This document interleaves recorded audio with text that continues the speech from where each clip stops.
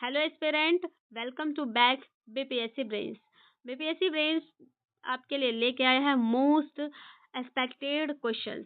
कल हमने इसमें 50 क्वेश्चंस देख लिए थे और आज आगे के 50 क्वेश्चन देखने वाले हैं। तो आइए शुरू करते हैं हम अपना क्वेश्चन। हमारा जो सबसे पहला क्वेश्चन है वो क्या है कि भारत को श्रीलंका से कौन सी जलडमरू मध्य अलग करती है। तो ये क्या हो जाएगी, पाक जलडमरू मध्य। अगर हम बात करें हॉर्मुज जलडमरू मध्य की, तो ये किसको किसको अलग करता है, ये ईरान को, ईरान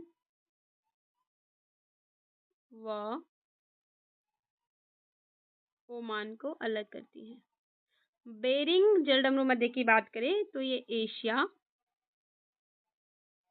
और उत्तरी अमेरिका को अलग करती है। उत्तरी अमेरिका, ठीक है। मलक्का जलडमरू की बात करें तो ये मलेशिया एंड इंडोनेशिया को अलग करती है। किसको, मलेशिया और इंडोनेशिया को, इंडोनेशिया को, ठीक है।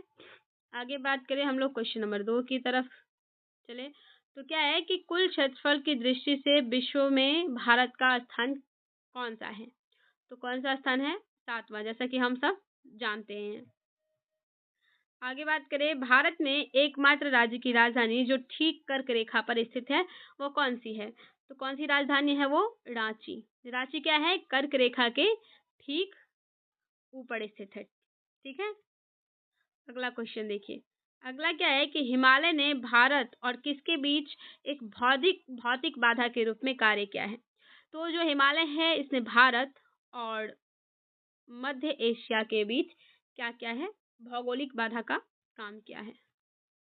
अगला क्वेश्चन देखते हैं, 5 नंबर क्वेश्चन क्या है कि जो भारत का मानक मध्याह्न रेखा सबसे लंबी दूरी के लिए किस राज्य से होकर गुजरती है।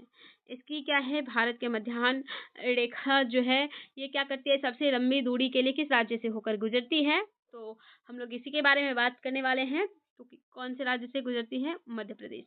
सबसे लंबी दूरी मध्य प्रदेश में ये क्या करती है, तय करती है। अगला देखते हैं क्वेश्चन नंबर 6।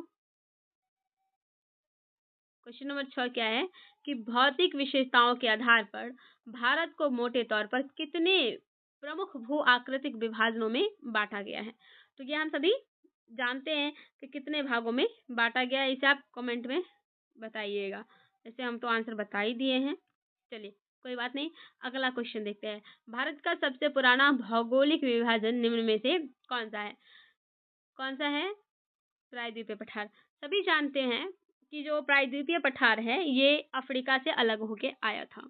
कब, जब भौगोलिक विभाजन मतलब प्लेट विवर्तन का काम चल हुआ था उस टाइम। आगे बात करें, सतलुज और काली नदियों के बीच स्थित हिमालय का भाग किस नाम से जाना जाता है। तो जो सतलुज और काली नदी के बीच स्थित हिमालय का भाग है वो कुमाऊं हिमालय के नाम से जाना जाता है। देखिए बात करें हम लोग हिमालय की, किसकी, हिमालय की बात करने वाले हैं हम लोग, ठीक है। तो यहाँ पे हिमालय की बात करते हैं। मानिए ये है हिमालय, ठीक है। ये जो हिमालय है ये इसका रहा भाग, ठीक है। ये हिमालय है और इसके अलग अलग पार्ट कर देते हैं। सबसे पहले ये देखिए, ये हो गया, ये हो गया, ये हो गया, और एक और हिमालय है। देखिए बात करते हैं, तो यहाँ पे, यहाँ से एक नदी निकलती है, एक नदी यहाँ से निकलती है, और एक नदी यहाँ से निकलती है, और एक नदी यहाँ से निकलती है, ठीक है। ये नदियाँ हैं। अब हम इन नदियों के बारे में बात करते हैं, ये कौन कौन सी नदियाँ हैं। तो ये जो नदी है ये है सिंधु। कौन सी नदी है ये, सिंधु। उसके बाद पड़ता है सतलज, सतलज। उसके बाद जो नदी है वो है काली नदी। उसके बाद है तीस्ता, और उसके बाद है ब्रह्मपुत्र। ब्रह्मपुत्र। बात करें अब लोग, तो ये जो कुमाऊं हिमालय है ये कहाँ पे है? काली और सतलुज नदी के बीच। कहाँ पे? सतलुज। ये रहा हमारा एरिया जो है, ये क्या है? कुमाऊं हिमालय। क्या है? कुमाऊं हिमालय। आगे बात करें सिंधु और सतलज के बीच, ये है पंजाब हिमालय। पंजाब हिमालय। और ये काली और तीस्ता के बीच है नेपाल हिमालय।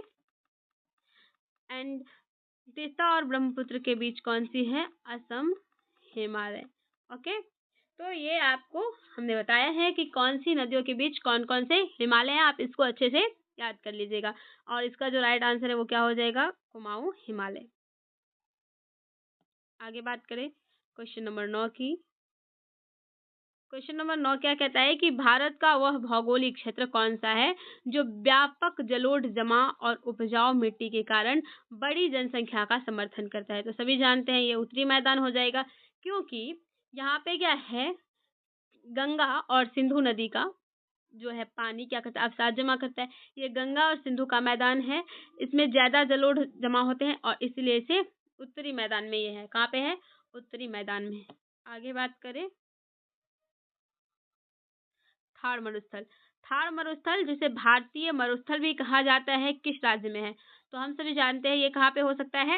राजस्थान में, क्योंकि राजस्थान का जो अधिक पूरा क्षेत्र वो क्या है? थार है, रेगिस्तान है। आगे बात करें पूर्वांचल की पहाड़ियां भारत के किस प्रमुख भौगोलिक क्षेत्र का भाग है? जो पूर्वांचल की पहाड़ियां हैं भारत के प्रायद्वीपीय पठार का भाग है। किसका? प्रायद्वीपीय पठार का। नहीं नहीं, सॉरी सॉरी सॉरी, हमारा जो पूर्वांचल की पहाड़ियां हैं ये उत्तरी पर्वतमाला का भाग है। किसका? उत्तरी पर्वतमाला का। अगला क्वेश्चन देखते हैं। हाँ, ये जो पश्चिमी घाट और ये पूर्वी घाट किस भौगोलिक क्षेत्र से संबंधित है? तो ये जो पश्चिमी और पूर्वी घाट है ये है प्रायद्वीपीय पठार से संबंधित। किससे? प्रायद्वीपीय पठार से। कैसे? तो ये देखिए, ये भारत का हुआ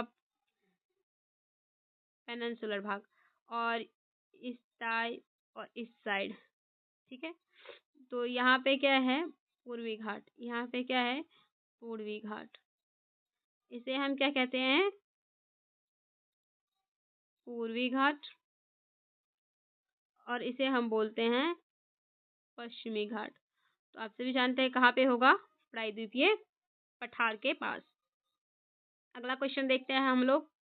क्वेश्चन नंबर 13 की तरफ चले। क्वेश्चन नंबर 13 क्या कहता है कि निम्नलिखित में से कौन सा कथन सही है? तो जो कथन है कौन सा सही है? प्रायद्वीपीय भारत मुख्यतः प्राचीन नाइस और ग्रेनाइट चट्टानों से बना है। और जो ये क्या है? एकदम सही है। जो हमारा प्रायद्वीपीय भारत है किससे बना है? ग्रेनाइट और नाइस चट्टानों से बना है। यहाँ पे क्या क्या है? दूसरा, हिमालय की श्रृंखलाएं भूगर्भीय दृष्टि से कठोर और स्थिर है। ये जो हिमालय की श्रृंखलाएं भूगर्भीय दृष्टि से क्या है?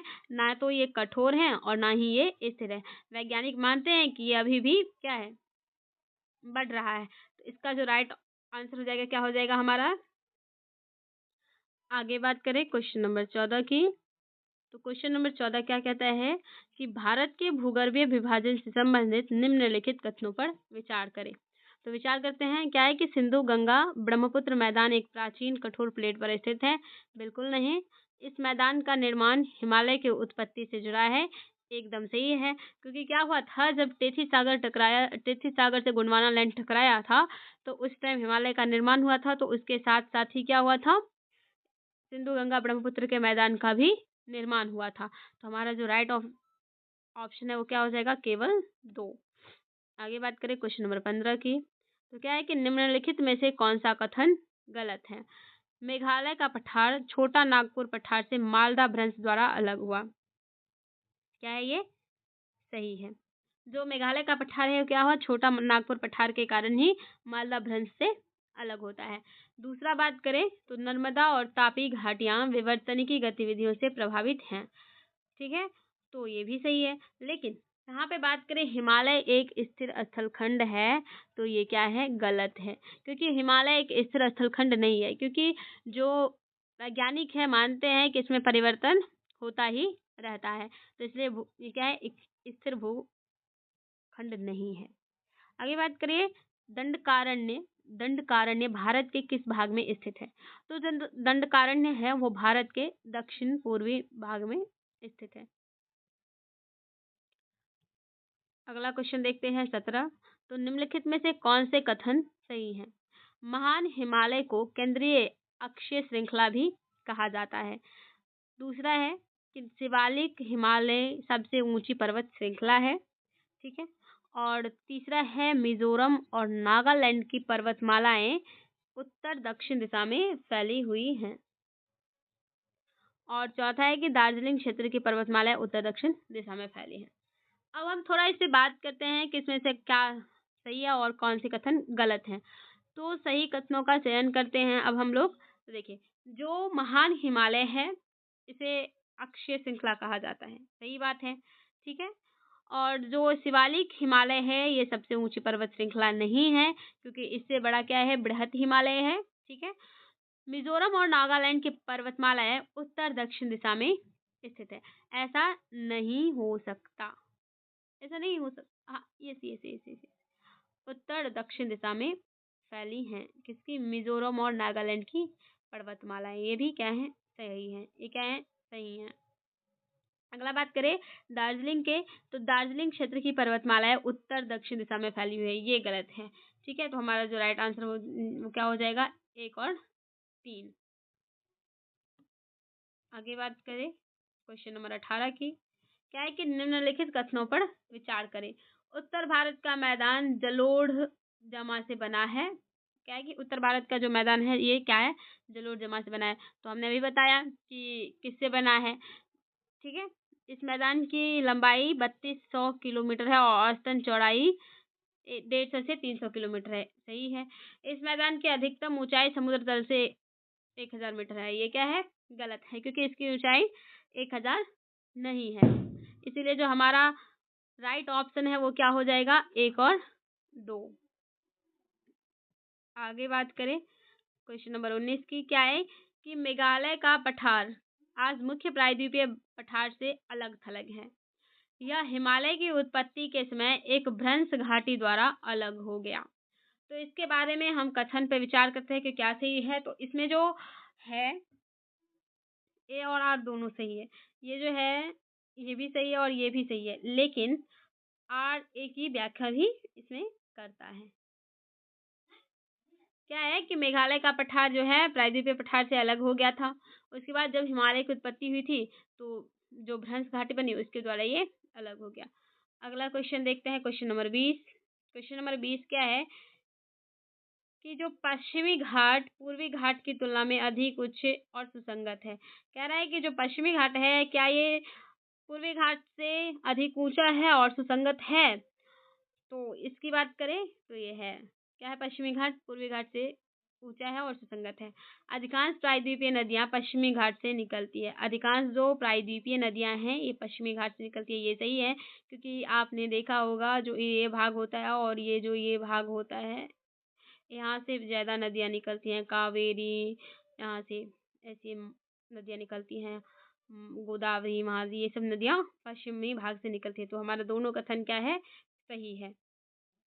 आगे बात करें क्वेश्चन नंबर 21 की। क्वेश्चन नंबर 21 क्या है कि भारतीय मरुस्थल से संबंधित निम्नलिखित कथनों पर विचार कीजिए। आइए विचार करते हैं। तो क्या है कि यह अरावली पहाड़ियों के उत्तर पूर्व में स्थित है। कहाँ पे स्थित है, उत्तर पूर्व में, ठीक है, ये बोल रहा है। लेकिन जब हम देखते हैं अरावली रेंज की बात करें तो ये भाग है और यहाँ पे अरावली रेंज स्थित है। यहाँ पे अरावली है ना, यहाँ पे हमारा अरावली रेंज है। तो ये उत्तर पूर्व में कैसे हो सकता है, ये उत्तर पूर्व में स्थित नहीं है बल्कि ये उत्तर पश्चिम में स्थित है। अरावली कहाँ पे है, उत्तर पश्चिम में, तो ये क्या है, गलत है, ठीक है। यहाँ वार्षिक वर्षा 150 मिमी से कम होती है, तो ये सही है। यहाँ पे क्या होता है, वार्षिक जो वर्षा है वो 150 मिमी से कम होता है, क्योंकि जो बारिश होती है वो अरावली रेंज से हवाई टकरा के चली जाती है और अगला बात करें, वहाँ पे वर्षा कम होती है इसीलिए। कथन क्या है कि भारतीय मरुस्थल की पलाया झीलों का पानी खारा या नमकीन होता है। क्या होता है? खारा या नमकीन होता है। और ये इन पलाया झीलों से नमक प्राप्त किया जाता है। तो ये सही है। जो भारतीय मरुस्थल की जो पलाया झीलें हैं क्या है? खारा पानी है, क्योंकि वहाँ पे जो पानी आता है वो अवसादों के साथ आता है, इसलिए वो खारा लगता है और नमक प्राप्त यहाँ से किया जाता है। ये भी बात सही है। और तो इस हमारा जो राइट आंसर है वो क्या हो जाएगा? ए, क्योंकि ए और आर दोनों सही हैं और दोनों क्या कर रही हैं? इसकी व्याख्या भी कर रही हैं। अगले क्वेश्चन की बात करें। अगला क्वेश्चन है कि अंडमान निकोबार द्वीप समूह की पर्वत चोटियों से संबंधित कथनों पर विचार करें। सैडल पीक उत्तरी अंडमान में स्थित है। क्या है कि जो सैडल पीक है ये उत्तरी अंडमान में स्थित है, तो आप सभी जानते ही हैं। इसके बाद माउंट कोयोब की ऊंचाई 460 मीटर है, ये भी सही है। माउंट थुइलर्ड ग्रेट निकोबार में स्थित है, ये भी सही है, इसके नाम से ही लग रहा है। तो जो इसका राइट ऑप्शन है वो क्या हो जाएगा? 1, 2 और 3। आगे हम लोग बात करते हैं क्वेश्चन नंबर 24 की। 24 क्या है कि हिमालयी नदियों से संबंधित निम्नलिखित कथनों पर विचार करें। हिमालय नदियों से संबंधित कथनों पर विचार करते हैं। यह अधिकांशतः 12 मासी होती है। सही है। क्या है कि हिमालय पर्वत में जो है अत्यधिक क्या है? बर्फ है, तो यहाँ से पानी निकलती रहती है, तो ये इसलिए 12 मासी होती है। गंगा है जैसे 12 मासी है। बात करें ये भी आकार की घाटियां बनाती है, ये भी सही है। हमने क्विक रिवीजन बैच में ये सब बताया है, आप चाहे तो वहां जाके देख सकते हैं।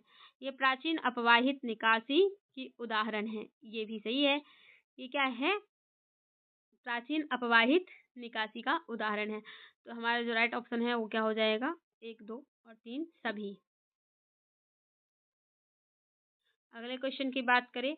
अगला क्वेश्चन क्या है कि जल निकासी तंत्र से संबंधित कथनों पर विचार करें। यह निश्चित जलमार्गों में जल के प्रवाह को दर्शाता है। सही है। ये क्या करता है? निश्चित मार्ग में जल के प्रवाह को दर्शाता है।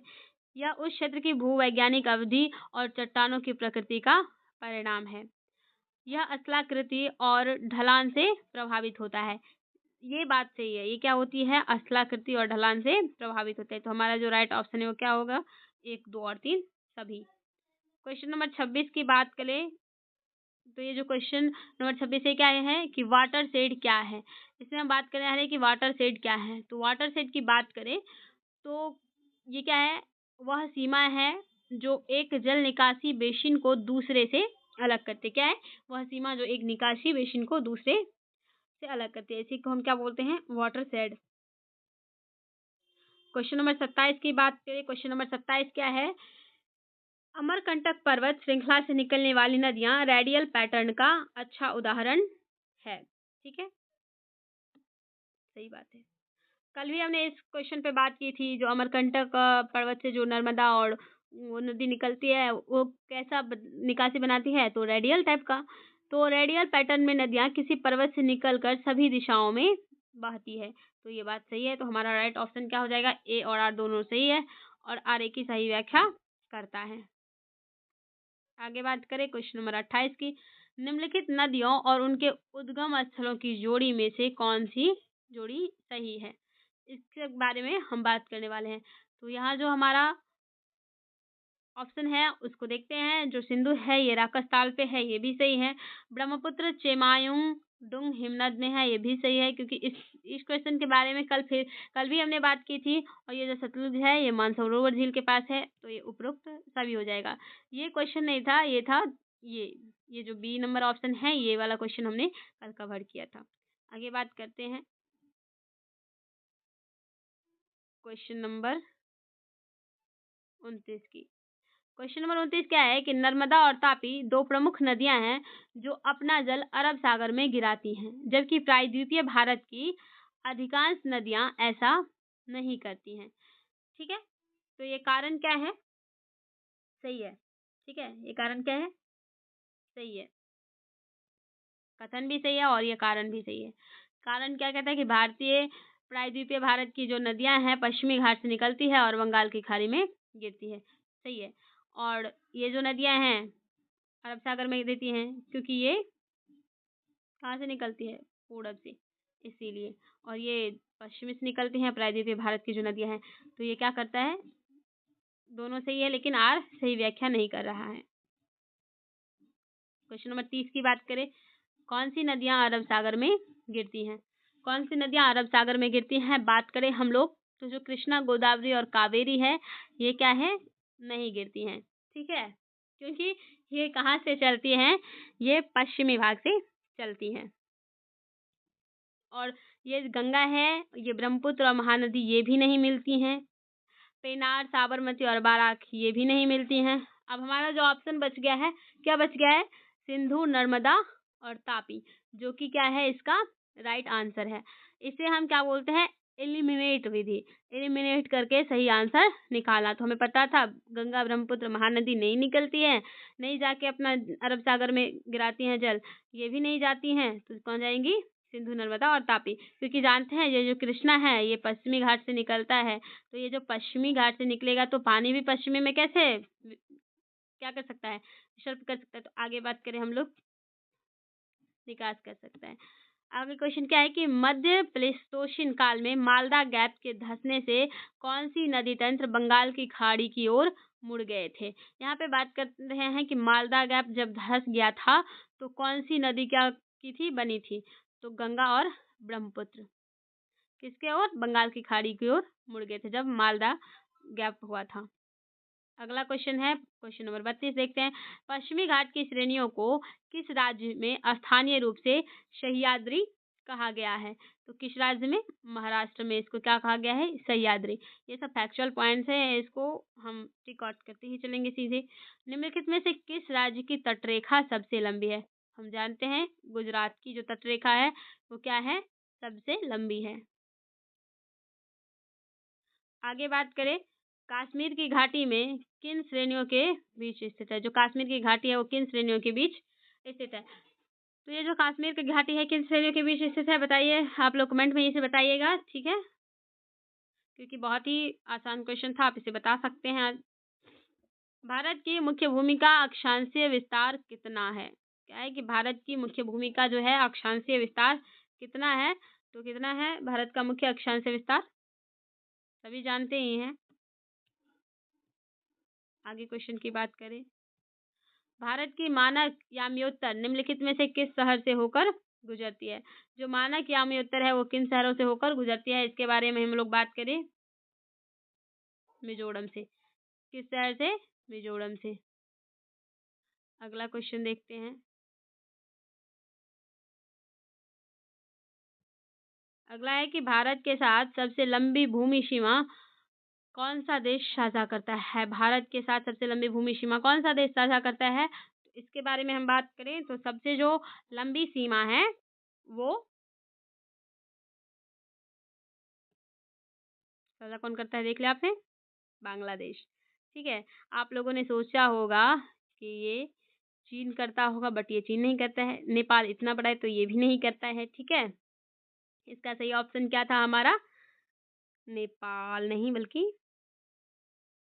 एक सेकेंड, बल्कि क्या था, बांग्लादेश।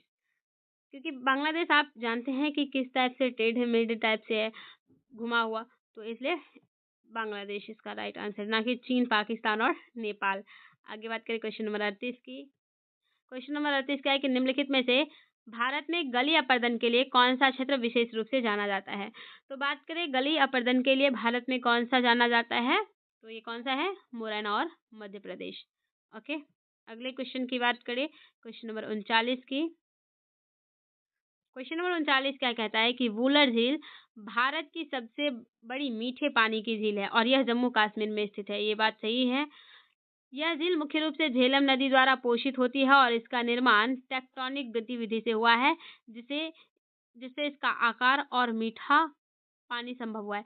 तो इस क्वेश्चन की बात हमने कल के क्वेश्चन में की थी, तो आप इसका जो राइट आंसर होगा उसे हमें कमेंट में बताइएगा। आगे बात करें हम लोग क्वेश्चन नंबर 40 की। क्वेश्चन नंबर 40 जलोढ़ मिट्टी, जिसे हम कछाड़ी मिट्टी भी कहते हैं, इसके संदर्भ में खादर और बांगर मिट्टी के बीच अंतर को दर्शाने वाली कथन बताइएगा। तो ये भी हमने क्या किया है, बता दिया है कल के क्लास में। और आप ये हमें कमेंट बताइएगा ताकि हमें ये पता चले कि आप अच्छे से पढ़ रहे हैं या नहीं, आपको याद हो रहा है या नहीं हमारे साथ। बात करें क्वेश्चन नंबर 41 की। क्वेश्चन नंबर 41 क्या कहता है कि ITCZ का फुल फॉर्म क्या है। ये बहुत छोटा है, इसे क्वेश्चन में पूछा जा सकता है, तो इसके बारे में जानते हैं। तो किस नाम से जाना जाता है, इंटर ट्रॉपिकल कन्वर्जेंस जोन के नाम से फुल फॉर्म इसका है। अब बात करें मानसून का निवर्तन सामान्यतः कब आरंभ होता है। तो हम बात करते हैं मानसून के निवर्तन की, तो कब आरंभ होता है, सितंबर से आरंभ होता है। आगे बात करें, आगे क्या है कि जैविक खेती में किस प्रकार के उर्वरकों का प्रयोग वर्जित है। जैविक खेती में किस प्रकार के उर्वरकों का प्रयोग वर्जित है। तो आप सभी जानते हैं गोबर की खाद जो है ये खराबी नहीं करेगी जैविक खेती में। ये कंपोस्ट खाद है, ये भी उपयोगी है। और जो ये हरी खाद, जो रासायनिक उर्वरक हैं, ये सही ऑप्शन है। ठीक है, जो हमारा सही ऑप्शन है वो क्या है, रासायनिक उर्वरक। क्योंकि इसका उपयोग क्या है, हानिकारक हो सकता है। इससे जो है मृदा का उत्सर्जन का जो क्षमता है उत्पादन का, वो घटता जाता है ज़्यादा रासायनिक उपयोग के कारण। आगे बात करें हम लोग, तो यहाँ पे हम जैविक खेती की बात कर रहे थे, इसलिए रासायनिक उर्वरक इसका राइट आंसर होगा। 44 नंबर क्वेश्चन देखिए, भारत की जलवायु को प्रभावित करने वाला प्रमुख कारक नहीं है। भारत की जलवायु को प्रभावित करने वाला जो कारक नहीं है वो कौन सा है, वनस्पति आवरण। एक second, sorry sorry sorry. Question number 45 की बात करें, क्या है कि भारत में हिमपात सामान्यतः किस क्षेत्र तक सीमित रहता है।